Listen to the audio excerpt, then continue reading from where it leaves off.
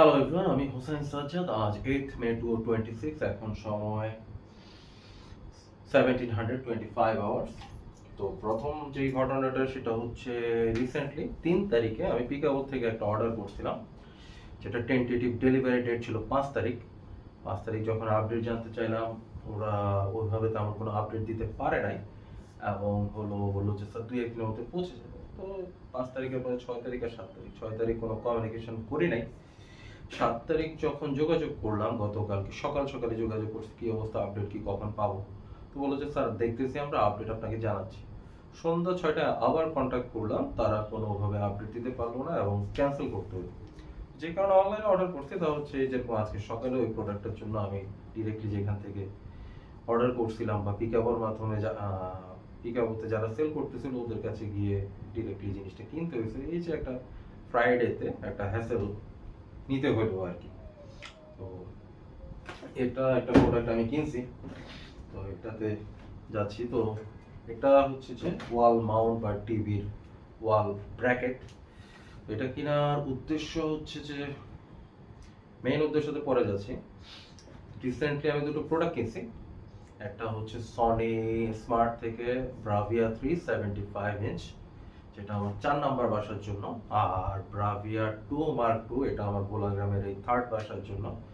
আর বাসার কথা কেন বলতেছি, আরেকটা আমার বাসা হচ্ছে 2 নাম্বার বাসা হচ্ছে যে হরিপুর, এবং পার্মানেন্ট বা আমার 1 নাম্বার বাসার কথা যদি বলি সেটা হচ্ছে রেজুমিয়া। মালিক ওখানে কখন নিয়ে যাবে সেটা মালিক জানে।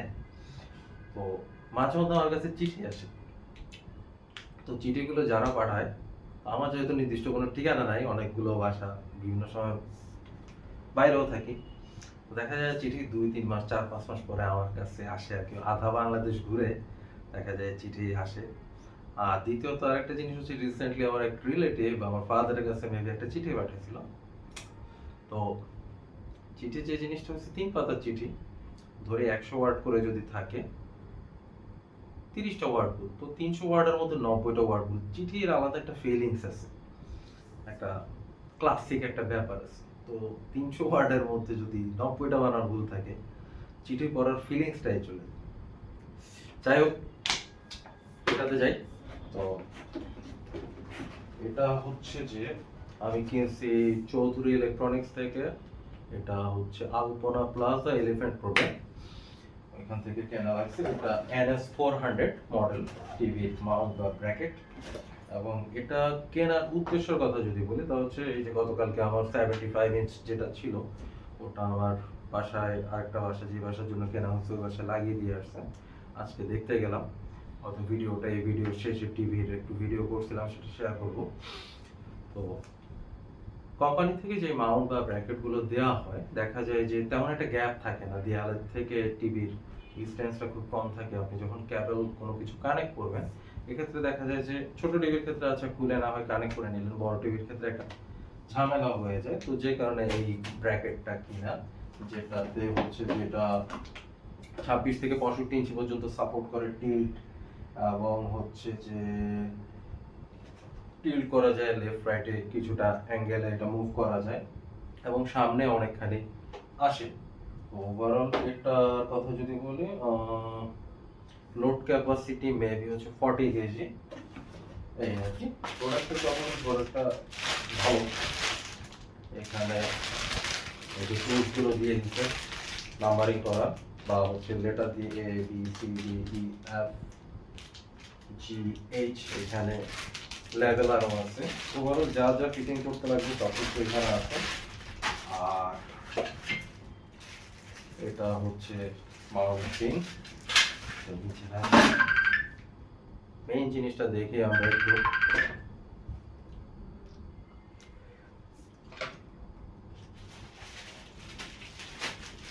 এটা হলো জিনিস। এটা কেনার যদি উদ্দেশ্য কথা বলি, এই যে মোটামুটি প্রায়, এটা কি বলে, 1 ফিট বা তার থেকে বেশি হবে। এটা সামনে ইয়া করা যাবে, এরপর হচ্ছে এদিকে মাউন্ট লেফট রাইটে অ্যালাইন করা যাবে, এবং এই যে যেগুলো আছে এগুলো টিল্টের অপশন আছে, টিল্ট করা যাবে। ওভারঅল প্রোডাক্ট কোয়ালিটির কথা বলে হেভি প্রোডাক্ট, খুবই ভালো প্রোডাক্ট। এটার প্রাইস পড়ছে 5,500 টাকা ওদের প্রাইস। তো 5,500 না, আমাকে 5,600 টাকা দিতে হয়েছে, কারণ কার্ডে পেমেন্ট করলে আবার 2% ভিসা বা মাস্টার কার্ডের ক্ষেত্রে এক্সট্রা দিতে হবে, তো 100 টাকা ওখানে বাড়তি দেওয়া লাগছে। আর হচ্ছে এখানে ওভারঅল ফিটিংসের একটা ম্যানুয়াল দিয়ে দিছে। তো প্রোডাক্ট কোয়ালিটি খারাপ না, প্রোডাক্ট কোয়ালিটি ভালো, দোকানের ওভারঅল সার্ভিসও ভালো ছিল। তো এই হলো ঘটনা। তো 75 ইঞ্চের একটু ভিডিওটা পিছনে এখন অ্যাড করে দেব, আশা করি আপনাদের কাছে ভালো লাগবে, বা একটা ফিলটা বা হচ্ছে কালার রেজুলেশন সনির অবশ্যই ভালো। এক্স প্রসেসর যেটা আছে ওদের বিভিন্ন ভার্সনের। আর এই আর কি, ওভারঅল কালকে যেহেতু আমার অফিস ছিল, ওরা ফিটিং করে দিয়ে গেছে, আমি যেতে পারি নাই, আজকে গিয়ে দেখে আসলাম। আর ওভারঅল সনি স্মার্টের কথা বলে আমি আরেকটা প্রোডাক্ট কিনছিলাম, এটা হয়তো পরে আনবক্স করা যাবে টিভির সাথে। এটা হচ্ছে সনি WHC-H720N হেডসেট। এটা কেনার উদ্দেশ্যটা বলবো, কারণ আমার MX5 কেনার ইচ্ছা ছিল।